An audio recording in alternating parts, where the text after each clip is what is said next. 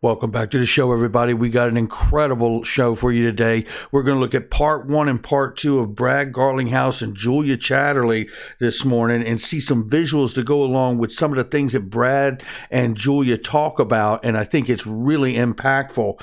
And first of all, the conversation is amazing. You're going to love hearing it. And then we're going to have a little bit of perspective this morning, a 90-day perspective. It's going to be amazing. Kava and Binance and Jay Clayton talking about Bitcoin on CNBC. Let's just go ahead and roll this beautiful intro. You're going to want all of this. This is Digital Perspectives with Brad Kimes. Subscribe for new content notifications. Now, here's Brad Kimes. Come on in. Welcome back to the show, everybody. You can follow me on Twitter at BackupBradleyAbove at the top of the screen, everything that we're talking about here today. Okay, let's go ahead and keep this as tight as possible because I want to get part one and part two of the Julia Chatterley interview in one video for you guys. So let me go ahead and roll the numbers really quickly. 1.9 trillion plus. We are so close to hitting that $2 trillion mark. I think it happens very, very soon. 1.1 trillion plus of that is sitting at Bitcoin's doorstep.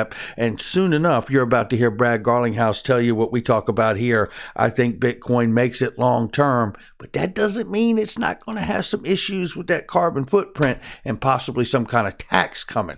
So $59,984.46 right now. It's up 12.2% on a 7-day. XRP coming in at 7th spot, courtesy of the dereliction of duty by the SEC. We are at 59 cents this morning. Head on a swivel, everybody. We're up 11.14 on the 7-day. Let's take a look at the number and range that we are working with this morning. 55 cents to 58 cents this morning. Want to keep an eye on that because if we get that bottom number of the range above 57 cents, I think we got a serious thing happening. Now, that doesn't mean it can't continue to move right now above that point. So next point of resistance, if we stay above that 57, 58 mark here, I think we're going to be looking at that 67 mark. We blow and breach that, forget about it. It's on our way to $1 or more. So lots of good things happening. Let's keep it tight. This is from Mr. B XRP. How about this for a little perspective, everyone? And shout out to Mr. B XRP on this one. 90 days ago, take a look at these numbers now. XRP was 21 cents 90 days ago. Bitcoin was $28,000.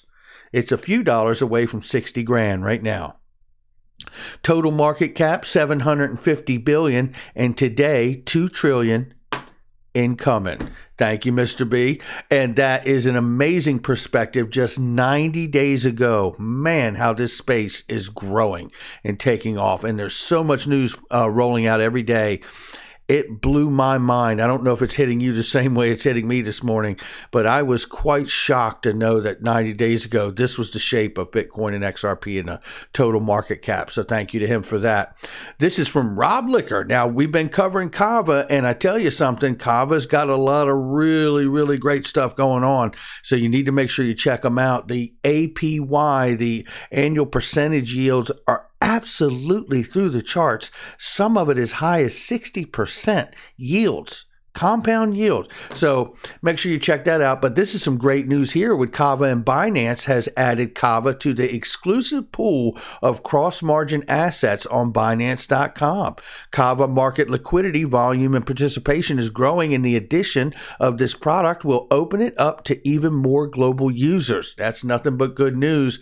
Really quickly, remember, I'm going to put this link in the description to show you if you are a Kava holder, Kava 5 upgrade, you got to vote, be a part of the democratic process, truly decentralized network.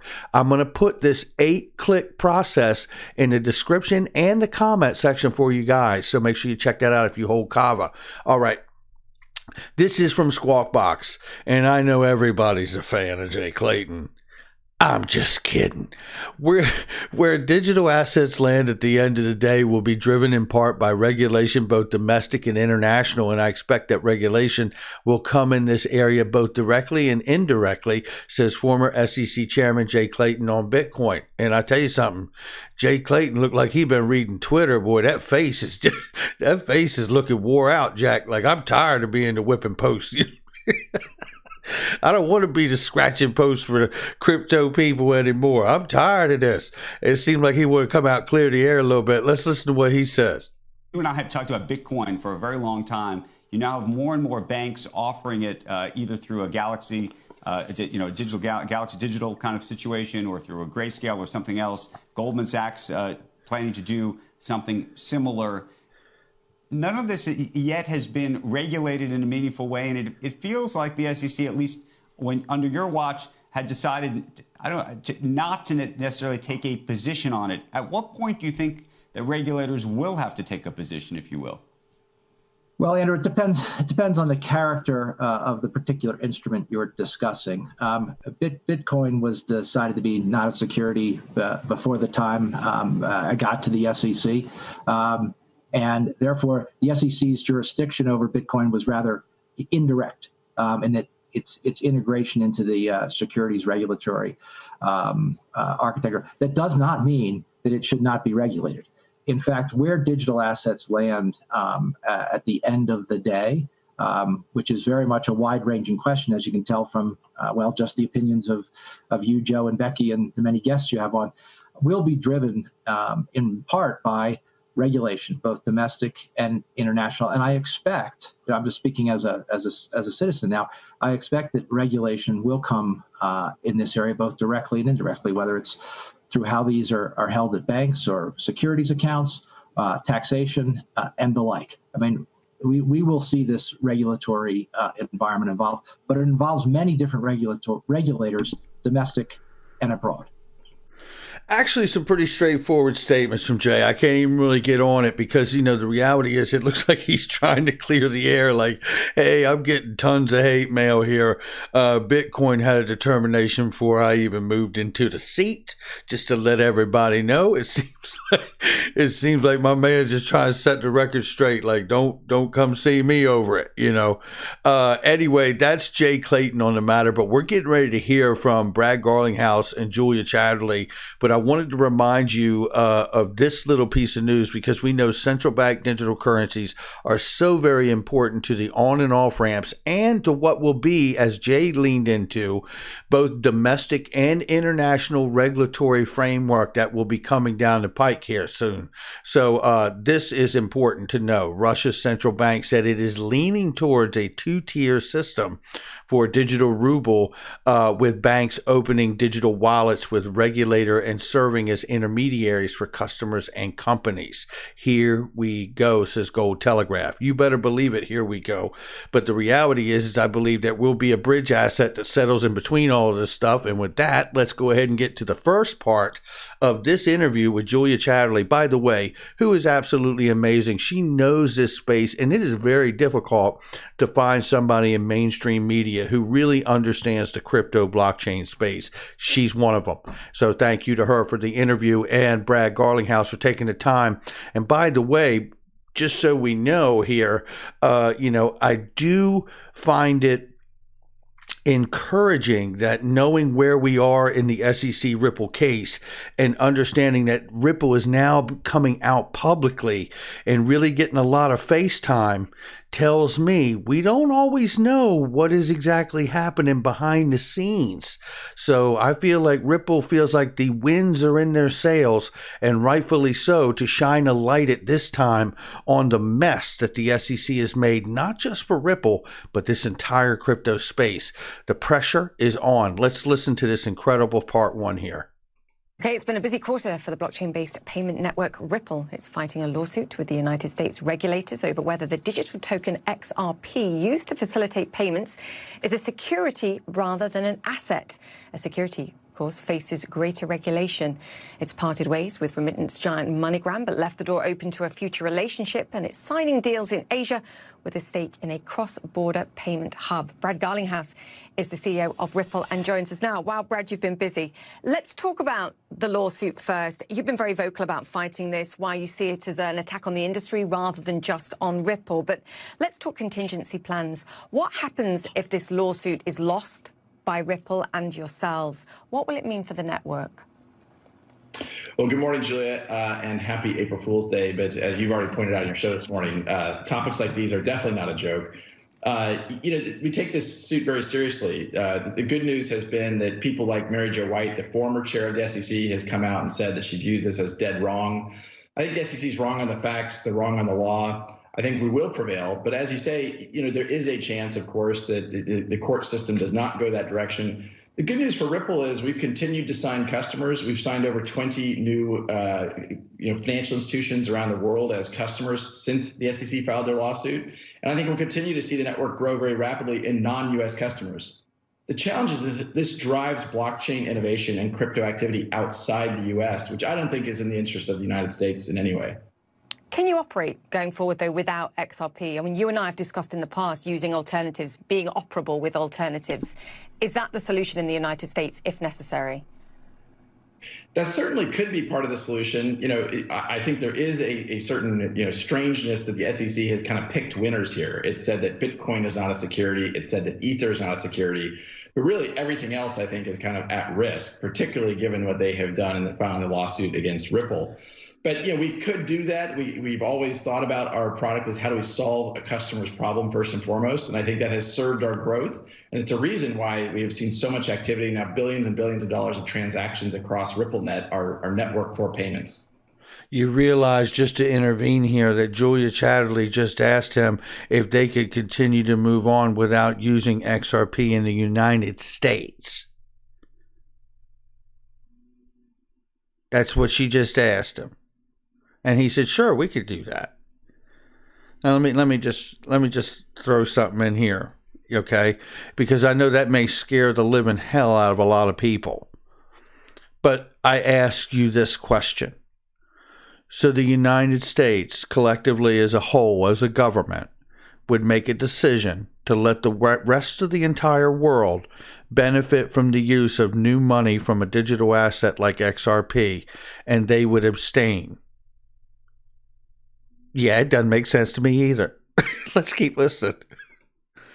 A lot of the XRP holders that I've spoken to are upset about the personal aspect of this claim too, and that the SEC says you sold millions of dollars worth of XRP while making ambitious statements about Ripple's progress.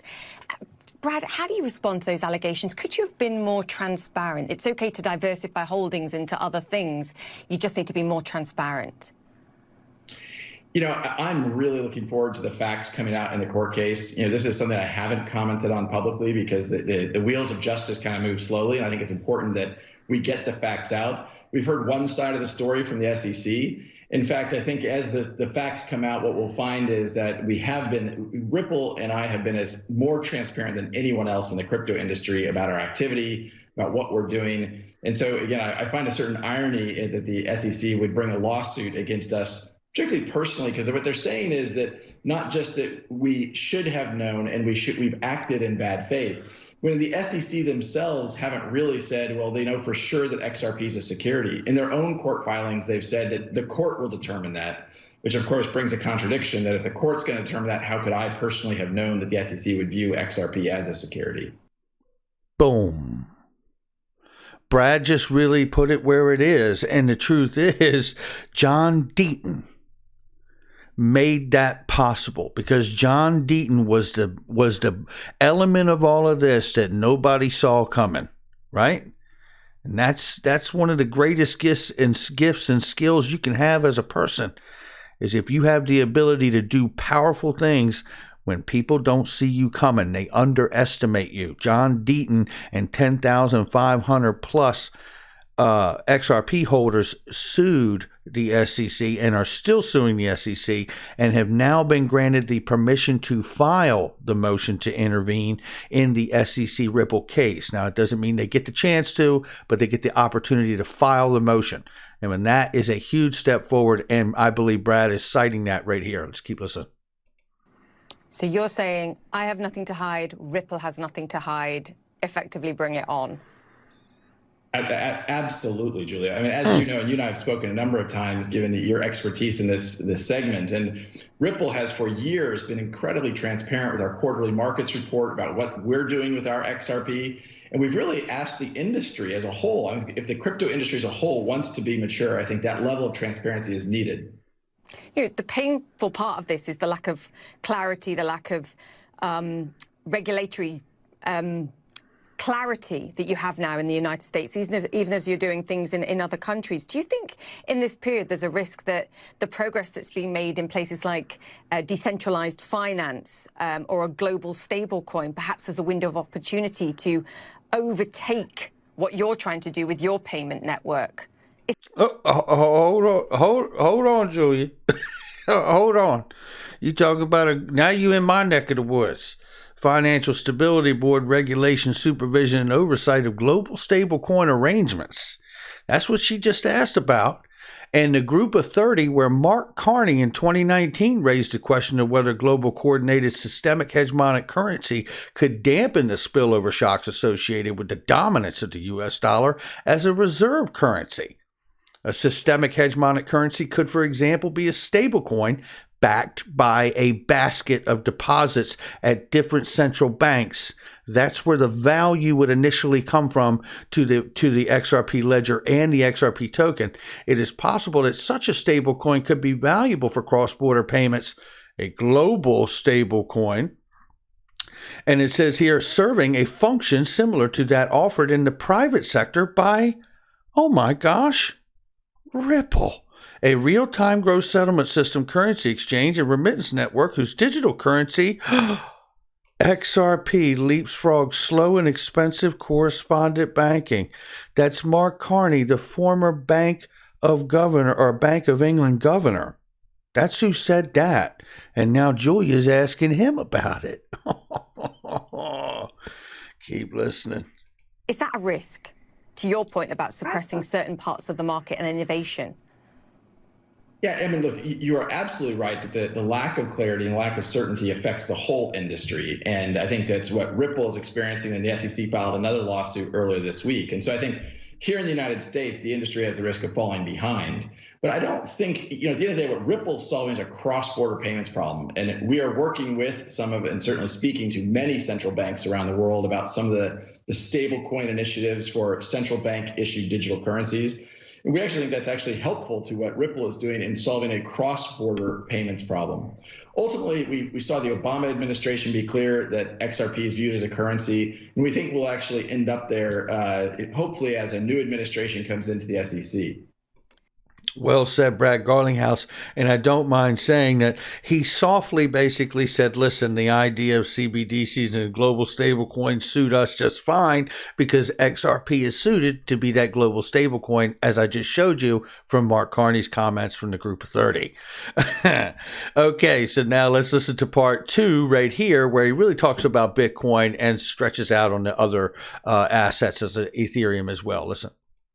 Let's talk more broadly about the future of regulation, Brad. And a lot of media discussion is focusing in on Bitcoin. We can't hide from the fact that this is the one that people are focusing on at this moment in time in particular. Someone in the industry said to me this week, Bitcoin is too big to fail. The regulators can come in and mount an attack, but they'll fail. But where they perhaps could create waves is that they can take regulated businesses and say, you can't mess with this anymore. You have to separate yourselves.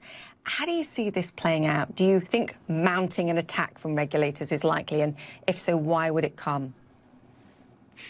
I think Bitcoin is certainly here to stay. I mean, you're now talking about the crypto industry, which, you and I probably first started talking about the crypto industry together when it was maybe $100 to $200 billion market. Yes. Say it's 10x that, really $2 trillion. And, whether we characterize it as too big to fail or not, I think at the end of the day, we should focus on, are we solving real problems with these technologies? If it's just speculation and it's just speculative hype, that will not sustain. But Bitcoin's solving a real problem. There's no question about that. And that's a store of value. Now, Bitcoin has not served what some thought might be the case in solving a payments problem. When you use proof of work or mining to validate transactions, that consumes a massive amount of energy. Bill Gates was recently quoted as saying that Bitcoin transactions are the least efficient payment transaction that man has ever created. And that doesn't mean that Bitcoin goes away. In fact, I believe Bitcoin will be very successful. It's the reason why we at Ripple are using XRP. It's about 100,000 times more efficient on a per transaction basis in terms of energy costs, speed of transaction. It's a much more efficient for something like a payment. Really quickly, you hear him say it's 100,000 times more efficient for payments. Now, what do you think that's doing to everybody who needs to make any kind of cross-border payments, remittance, sophisticated financial institution, payment provider, you name it? What do you think that little number is telling them? That 100,000 times more efficient cost efficiency goes right back into their pocket. Well, I can tell you what I know it's telling them. I could tell you that. They're going to be picking up the phone and going, I want to hear a little more about this 100,000 times more efficient than anything else, including Bitcoin business. Yeah, believe it. It's interesting because people are just starting to talk about this and recognize the sustainability questions, particularly as companies like Tesla, for example, PayPal, companies that have huge or relative degrees of commitment to sustainability are investing in something that's considered, environmentally incredibly costly. My interest in this sort of pertains to the role that these individual currencies play, whether it's Bitcoin or Ether or XRP, in the sort of future development and changes that we see in the financial sector. Do these issues, like the environmental costs and the relative costs, hold these digital assets back? Well, it does for Bitcoin and Ethereum, and you're about to hear him say so. And I just want to tell you, man, have I gotten countless DMs for bringing this point up. I could tell you, people accuse me of being a maxi, when the reality is I feel much aligned where Brad is. I say all the time, I think Bitcoin makes it long term, but there is going to be a carbon footprint tax or something to address the carbon footprint of proof of work and mining Bitcoin and anything else that's proof of work. Bet your bottom dollar on it. They don't bring this stuff up for nothing. Keep listening. Look, the way I think about this is the industry needs to come together. And I think that if we want to see these technologies have the impact we think they can have in really revolutionizing how the financial systems work, not just in payments, but in maybe insurance or security settlement. There's a whole bunch of transactions that blockchain can make more efficient for consumers, for businesses. But I think we need to acknowledge that sometimes version 1 of technologies need to be iterated, and certainly the power consumption associated with proof of work as a validation. And I think I give credit to the Ethereum community, which has been putting a lot of effort into transitioning off of a proof of work into what you, I'm sure, are very familiar with, proof of stake. So I think things like that will allow those technologies to scale into the future and to serve customers effectively, but not acknowledging that power and carbon footprint are real issues, I think it could limit the success of these technologies. Yeah, don't be. Really quickly, he highlighted what? What did he really highlight? I think there's a great benefit to this space working together. I've said many times that everything runs on the ledger. We already see that happening from the utility fork of Flare Networks, don't we? We see many things being made interoperable to that network, and the two-way bridge from Ethereum to XRP because of Flare Networks, yada, yada, yada. WanChain is also another interoperability between Ethereum network and the XRP ledger. You see this coming together, right? Which to me is all these different networks or protocols working together as a federated unit. That to me is a very important point. And then he mentioned really quickly, there's many different use cases. He says settled derivatives. Settled derivatives. We just covered last week how Congressman Warren Davidson, put a letter out to who? The Depository Trust Clearing Corporation, the DTCC, and said, hey, where are we at with Project Whitney and ION? With the distributed ledger technology and the tokenization of securities and the settlement on those things. We need to do that so we can avoid the GameStop event that happened in January. Remember that? We covered it last week. And he subtly touched on it here. And you usually hear Brad just talk about cross-border payments. But as we've discussed on this channel, cross-border payments could include the settlement of clearing of derivatives. Come on in. Listen to this. Be a denier, accept it and work out how we raise efficiency or what the utility value is relative to the cost. Brad, very quickly, exactly. I know you are a Bitcoin investor. Do you think Bitcoin's too big to fail? I think Bitcoin is not going away. That is for sure. I think the whole crypto industry is not going away. So yes, the answer is yes. Yes. Brad, great to chat to you. Keep us posted, please. Good to talk to you. Brad, And there you have it, ladies and gentlemen. What an incredible exchange between Julia and Brad. And I thank them both for the time they give us, because I just want to highlight before we wrap this, why now? Why are they going public, mainstream public now, in the middle of this lawsuit? They don't do things for nothing, right? This is all very calculated why they're coming out now and why they're addressing the things that they are now. Remember, I think they're looking at April 12th for Gary Gensler now. April 6th, we have a hearing. So in just 4 more days, we have a hearing in the SEC Ripple lawsuit. And they are on TV. Now, normally in the lawsuit, you wouldn't be caught making public comments because they could be used against you. So this is, to me, there's a there. We just don't know what the there actually is yet.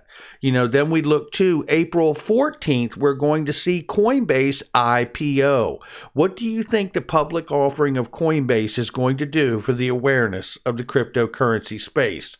If we haven't hit 2 trillion by then, I think we will on that day. That's my guess. All right, that's going to do it for me. Make sure you hit the like and subscribe. Leave a comment below. Make sure you share with somebody you know. Shout out to Derek M. for the information he sent me this morning.